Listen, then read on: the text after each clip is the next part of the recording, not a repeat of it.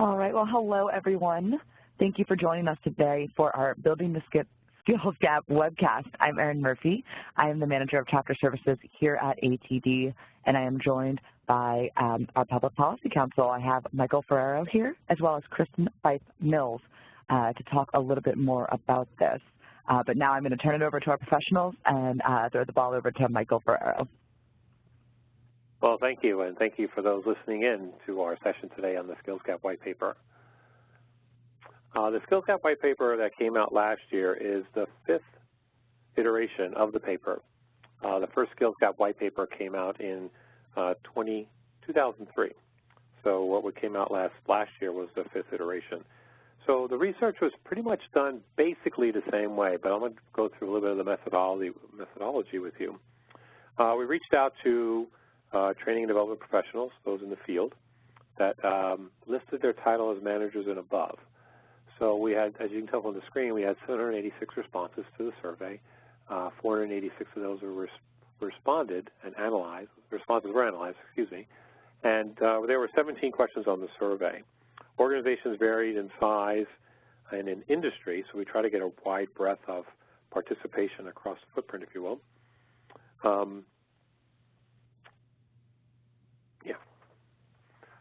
So that's how the survey was done. So what is the skills gap?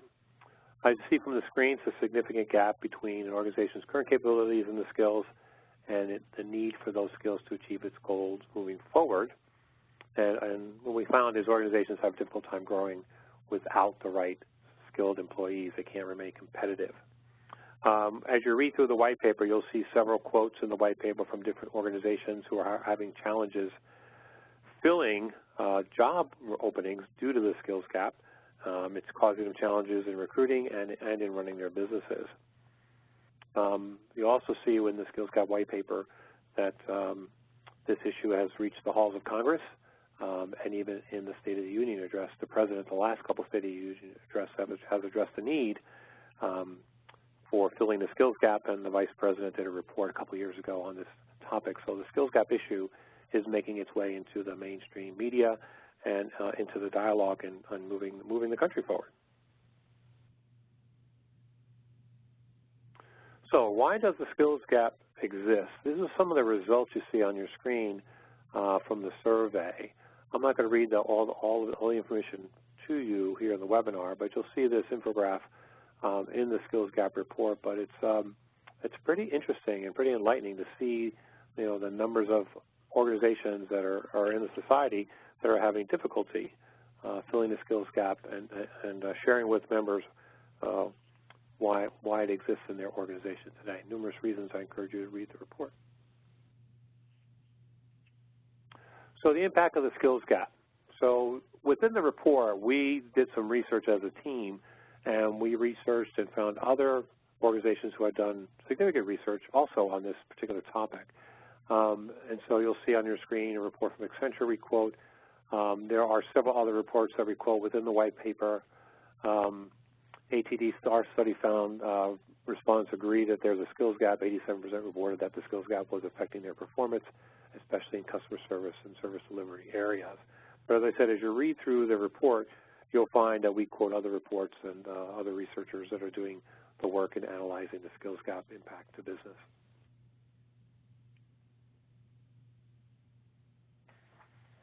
So what contributes to the skills gap? You'll see with the results on your screen, education gaps, on-the-job training gaps, shifting technologies, outsourcing jobs.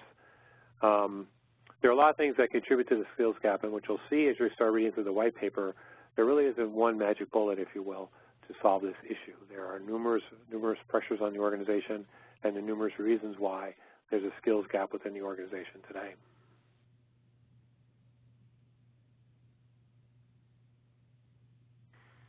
So respondents told us that the skills gap is a result of several things: changing nature of the work, innovation pace of change, and a changing environment. We also saw, you'll see this in the report, that companies weren't investing as much into upskilling their employees. Some respondents felt that companies weren't looking for the best candidate when it came to skills. So as you read through the report, you'll see many items that are contributing to the skills gap. as it faces organizations. Also, the changing nature of work. You'll see outlined in the report different examples of the changing nature of work.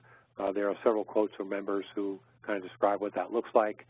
And then you'll see information around this 2014 study. 97% of CEOs felt that STEM skills gap is a major issue. For those of you who work in technology industries across the country, you'll find that even today, STEM is a big issue for organizations in filling open recs, open positions. A lot of our clients here in Northern Virginia are having that same problem. We also see information on the Business Roundtable's report in the skills gap paper.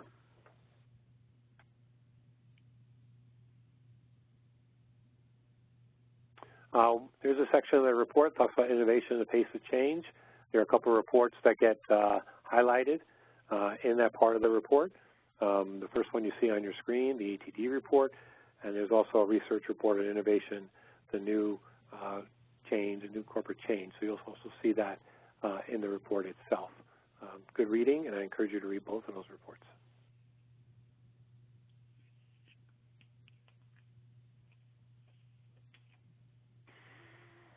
Next, we saw there was a changing generational workforce. Baby boomers aren't retiring as much since the 2008-2009, the economic downturns. A lot of baby boomers are finding they need to stay a little longer. There is a concern with some organizations that as boomers retire, their knowledge and skills leave the organization. You've heard of the brain drain before, and we did hear that from our members in the report.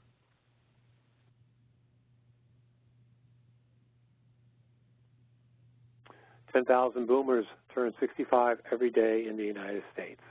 And the studies that we saw, 62% of employers at Fortune 1000 companies believe that future retirements will result in skilled labor shortages in the next 5 years. So, you know, we asked our members what they're doing about this type of brain drain. You'll see some case study information within the report that addresses that issue.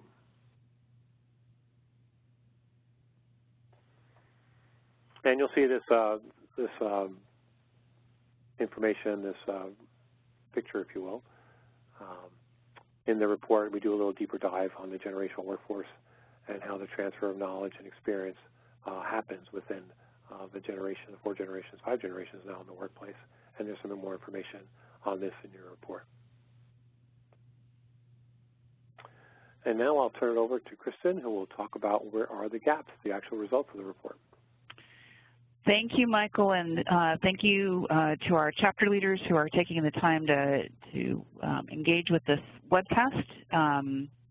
One of the reasons why the Public Policy Council wanted to do this, to offer this resource, is that you all are really on the front line of being able to help close gaps in organizations in the places that you work, but also as chapters have an opportunity to take a holistic look at what is happening regarding skills gaps in your own areas and regionally. One of the things that we see and cite in the paper that Michael's been talking to you about is this idea of taking a regional approach to solving skill gaps problems. We're seeing the federal government kind of organize around that, the change in the some of the laws and some of the opportunities that are being made in terms of funding from the government to help close skill gaps have a real impact right where you all live in your communities, and that was one of the reasons that we wanted to make this resource available to you as well. So in the paper that Michael's been talking about, we did look at not only kind of what the contributing factors are to the skills gap, but also where those gaps are. And there was a couple of ways we sliced this information. One of them was kind of looking at it holistically. The National Federation of Independent Businesses says that in those small businesses, which is really one of the engines for commerce in the United States, that the proportion of business owners reporting that they can't find qualified applications has been trending steeply upward since the end of the recession. So since the end of 2008, 2009, this has been a problem that has not gone away, even though the economy is starting to kick into gear. This lack of qualified candidates is really, really hitting businesses at all levels. Interesting study last year from the Manpower Group noted that there are a worldwide shortage of particular kinds of jobs: skilled trade workers, sales representatives, engineers, technicians, drivers, management and executives and accounting and finance professionals. We included this as kind of a zoom out on the broader skills gap issue that's impacting business around the world. We all know that business now is much more interconnected, and so shortages felt in other places also have a tendency to hit us here at home too. But how about what our research found? So our research and the respondents to our survey found that the skills gaps that our folks are dealing with are around these areas. There is communication and interpersonal skills, managerial and supervisory skills. Michael, we're on the next slide, thank you. Critical thinking and problem-solving skills, leadership and executive level skills, process improvement and project management skills, and technical skills. So again, this is, of all those respondents to the survey, these were the areas where our talent development professionals that were surveyed for this research said that they are seeing the biggest gaps. And so when we kind of break that down a little bit more, one of the things that I was interested in looking at is our research on the skills gap paper and comparing that to data that we take in our State of the Industry report. And one of the measures that we do in the State of the Industry report is looking at how organizations are slicing their content delivery. And so we call that learning content delivered. And those on this particular slide are the things in blue. So the majority of organizations are delivering their content. You'll see those larger blue lines are managerial and supervisory. That kind of tracks with where we're also seeing a skills gap need. Profession and industry specific training, I think that would make sense to all of you who have to help folks upskill in the business that you're in. Mandatory and compliance training is another one of those content delivery areas that's pretty high up there. Processes, procedures, business practices, another key area for learning content that our State of the Industry report tracks, correlating also with that very strong need identified and that gap identified in our skills gap research. Another place of correlation is in interpersonal skills. We'd call those soft skills, communication and teamwork. That was one of those big numbers in our survey for the skills gap, executive development being another one, and those tech skills that have been identified worldwide, but also very specifically in our own research. Interesting to me is at the top of this graph, and not dealt with really in what the State of the Industry report gathers, is the critical thinking and problem-solving skills. And I imagine you can make the case where you would put those in kind of an interpersonal skills bucket as well, but they were broken out specifically and differently in our skills gap research. So I just kind of put that together because as I was reading through the research myself, I was going, I wonder what we're seeing in the State of the Industry. And I think you can see here that there is some tracking, but there's also some places where there is a divergence in that.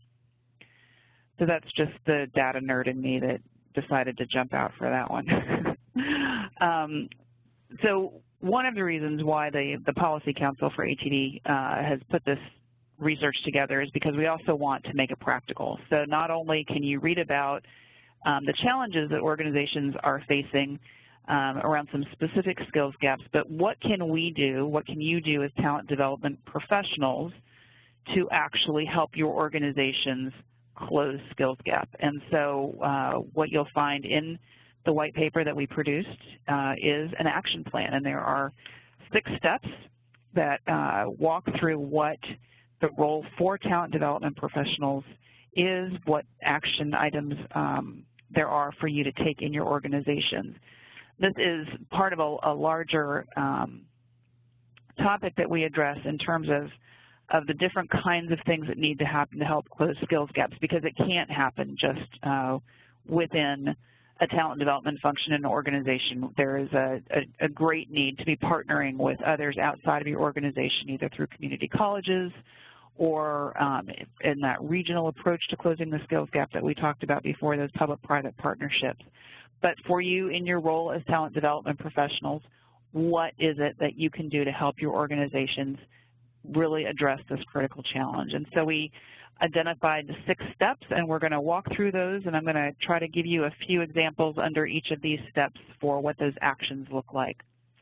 So step one in this action plan for our talent development professionals in bridging the skills gap, understanding the organization's performance metrics.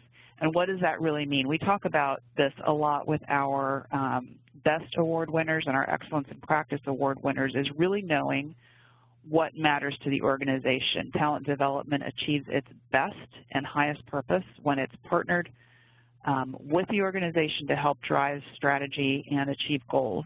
And so what does it look like to understand the organization's metrics? You're identifying key stakeholders to support closing the skills gap. And you want to be sure that you know the answers to these kinds of questions. What factors in the economy, culture, or market are influencing your organization?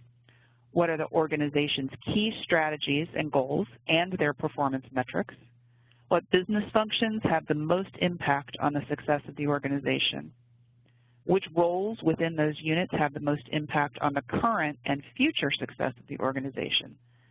What capabilities must employees at all levels have to be able to meet those performance metrics? A couple of other questions that would fall under this step are, how engaged and committed are the organization's leaders to tackling this challenge through an investment of people and processes and systems? And what is the state of the supply chain of talent for the business or industry given specific strategies? So once you know kind of where the organization is headed, what those key strategies are, you can start asking some deeper questions that will really help you kind of do a deeper needs assessment and identifying what you can actually execute on to help bridge those skills gaps. So step two on this would be identifying the competencies and skills that map to the strategies and performance metrics that you identified in step one. And some of the things that we would be looking at under this step would be identifying the core competencies and skills for the organization's overall workforce and the business units most critical to the organization's success. Identify current needs as well as those of the next 1 to 3 years, so really taking that long view about what needs there really are in the organizations when it comes to skills. Working with leaders of core business functions to determine which skills and competencies their employees need to be able to meet key goals and be effective at implementing key strategies. And this is really taking that business partner, almost business consultant type role inside the organization to help identify what needs there are in specific business units. Then you take all that, you map current and future competencies to current and future strategies and goals. Identify the priority jobs or job to develop the functional competencies required for job success, and identify which skills and competencies are required for meeting desired performance standards, in what time frame, and how they will be measured. Again, this is all broken out very specifically in the white paper, and we'll be sharing a link to the white paper where you can download it for free at the end of the webcast. All right, so step three, assessing the skills gap. What exactly, you've got all this information, you've had these conversations with key stakeholders. What do the next steps look like? Assessing the skills gap includes defining the scope of how the organization will address the gap from an organizational level, a division or business unit level, even down to an individual contributor level. And consider starting with one function or business unit as a pilot. So obviously, trying to tackle all this at once is going to be really overwhelming, and our recommendation is that you start small, identifying one critical area where you can start to implement some changes to really see impact right off the bat. You're going to be using analytical tools such as impact mapping to identify performance behaviors required to meet specific goals. You'll conduct a capability audit to determine where gaps exist in employees' knowledge, skills, or behavior, and identify the consequences of not closing the skills gap. This is one of the an additional item that we added this year in the paper on this to really understand in that cost-benefit analysis, what is it going to cost the organization if we don't actually address this? In the earlier part of the paper, and some of the things that Michael alluded to are those studies of CEOs and others who have kind of said, here's the problem that we're having. We're actually losing money. We actually can't iterate on our next development of product because we don't have the people that can help us get there. That becomes a real cost. That would be one of those consequences of not closing the skills gap. All right, steps 4, 5, and 6 are our next step. And so in step 4, that is setting goals and prioritizing the path to filling gaps. So again, you can't solve the whole bucket of problems all at one time, but identifying a place to start and then prioritizing how you're going to move the ball up the field. So establishing baseline measures of employees' current skills and competencies, setting goals for closing gaps between existing skill sets and those needed to support current and future goals, determining which paths to take to fill particular gaps. Is it apprenticeships? Is it reskilling? Is it outsourcing? Do you need to hire more people? Is it a training and development, additional classes or initiatives in that particular area? Will coaching and mentoring take care of some of the problem? Those are all questions that you'll be asking under this prioritization path. Determining how results in filling skills gap will be measured. You measure what matters, and what gets measured is what's most effective. Create an internal communication plan to educate and involve managers and employees in the programs to close the skills gap. A lot of people in the organization will know that there's something amiss, that it just doesn't feel like you're firing on all cylinders, and one of the best things that the talent development function can do is to be communicating internally about the value of what you're working on to help the organization move forward, the successes, and the opportunities for engagement across the organization. All right, step 5. We're going to start implementing some solutions in step 5, and this is, again, going back to those stakeholders with your key leaders in the organization, prioritizing solutions, getting the funding and the resources needed to do the work. Sometimes this can look like connecting with your local workforce investment board. They're now called workforce development boards, to identify opportunities to partner, to access training funding that can assist your organization in addressing the skills gap. It's going to be led by the organization's talent development function, creating an organization-wide plan to address the skills gap, prioritizing what the organization can implement and sustain, even if there are disruptions, changes, and challenges. Another idea under this particular step is creating individual learning plans and paths for employees, having systems in place to measure and document skills and competencies before, during, and after training, and linking all of those talent development goals to the organizational skill needs and priorities. And how are you going to balance quick wins and medium-term successes and longer-term development so that the measurement of success can begin immediately? That idea of quick wins to help people keep their energy up, keep their enthusiasm up for the process. Again, back to communication. Now, it's not because I manage the communications function here at ATD that this is in our white paper. Communication really is an important part of this process. It's an important part of moving the process forward and continuing to build on successes. And so you're going to be wanting to think about establishing formal communication channels that will share relevant news related to learning impact. You're going to want to be prepared to demonstrate how closing the skills gap has increased organizational performance. You're going to want to ensure that measures are truly aligned with the organization's measures of success. Having assessment tools to measure progress is going to be important. Identifying successful stakeholders and working with those people to communicate the results of what closing the skills gap has meant for their business unit. Communicating progress and results eagerly to all and regularly to all stakeholders. There's a few questions that you'll want to consider too. Did the results meet the expectations and demonstrate progress? Is the organization's workforce better equipped on the other side of your efforts than it was before? Going back to that question of the consequences of not closing the skills gap, have you met the need and advanced the organization's causes while you've been working on this? So 6 steps with lots of questions under each step for you to consider to kind of work on and to put in place. And for, I think, a lot of people, they might look at all 6 steps and just go, I don't even know where to start. And the answer to that may just be simply starting with a conversation with stakeholders to say, what do you think our skills gaps are, and how do we use talent development, which is really the best function in the organization, to assess, to address, and to bridge the skills gaps in the organizations. It is a matter of fact that you all, as talent development professionals, have the deep expertise in adult learning and understanding of the need to have a knowledgeable and skilled workforce. You, as talent development professionals, will likely be the ones who will implement the training strategies to bridge skills gaps that exist in the organizations.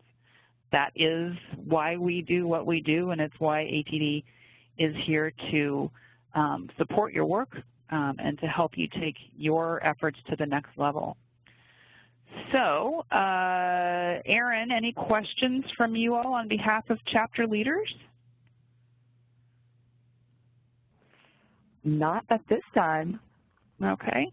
Michael, I would just be curious, I know that you have been actively engaged with workforce development boards. Can you just talk through with our chapter leaders what it might look like to have an engagement with a local workforce development board in a particular chapter's area, when we talk about those partnerships and in one of our steps talking about seeing what opportunities exist in the workforce development board?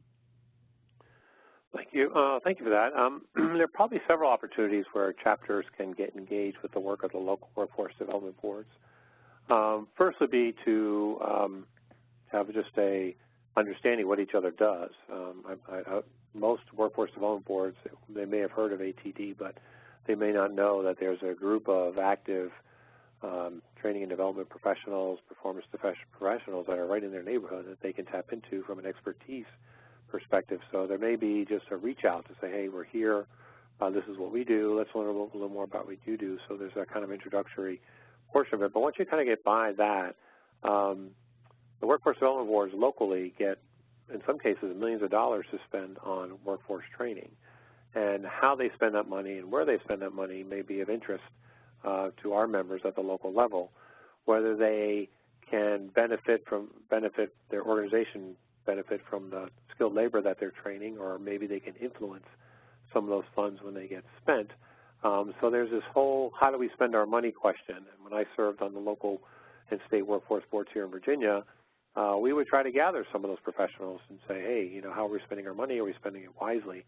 Local workforce boards make decisions every day on what program is best suited for the needs of our customers, those coming through the system. So again, local chapters can help in that selection process. And that's from the board perspective. The other part of the workforce development board's work, if you will, is the Career One-Stop Center, which is a physical location in their community. And I'm hoping that at least chapter members know that these locations exist. But it's a place that members can go to either while they're in career transition or if they may be looking for their next career. The Career One-Stop is like a public library for career development. It's open to anybody. There's no fee to go in and look around. There are plenty of people there to talk to about what's going on locally with careers and whatnot.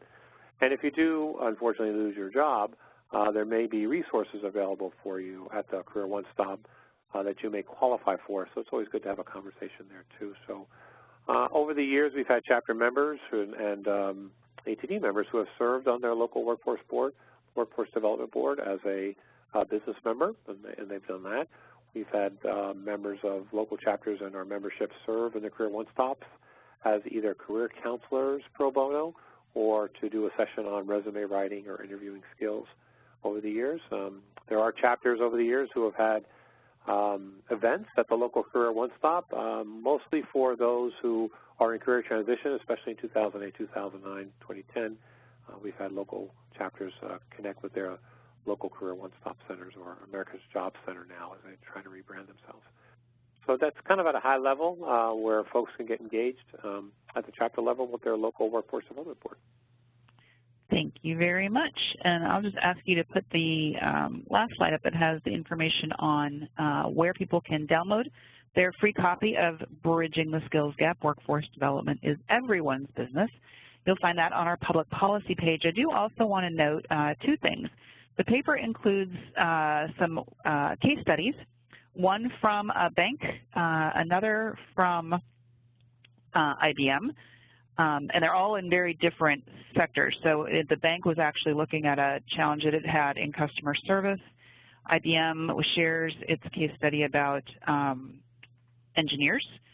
And then we have a couple of examples of a college, Capella University in specific, partnering with two different companies to help them with specific skills gap issues that they were having, and then an apprentice program at Newport News Shipbuilding. So finance, manufacturing, healthcare, technology are all different sectors that have case studies specific to our paper that are shared in there.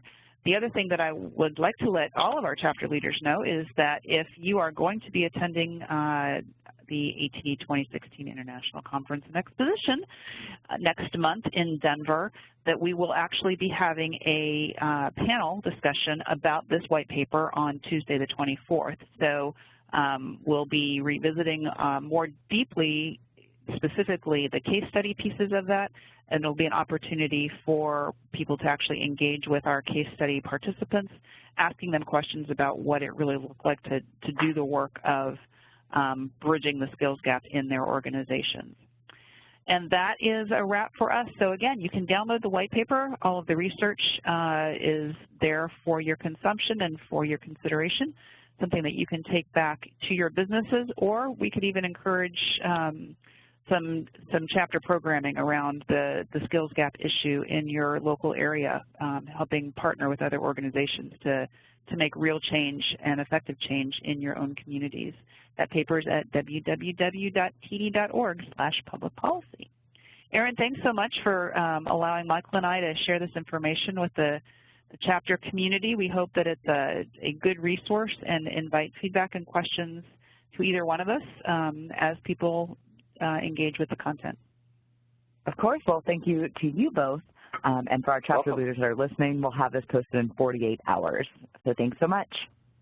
Thank you, guys.